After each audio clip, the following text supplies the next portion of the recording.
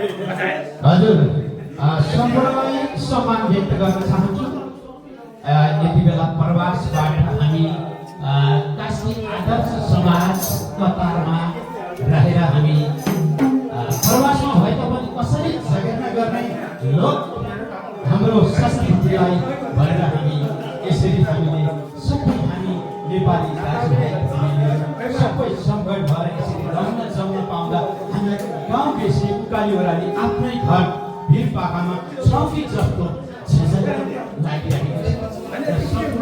जति पनि हाम्रा काशी आदर्श समाज कतारमा हुनुभएका सम्पूर्णलाई सम्मान स्वागत र हेप्पी दीपावली तिहार भाइ टिकाको शुभकामना सन्देश व्यक्त गर्न चाहन्छु र सम्पूर्णको पल पनि सुखमय होस् र हामी यसरी रम्दै जम्दै हामी प्रवासमा भए तापनि आएका छौँ र कुराहरू गर्न छैन।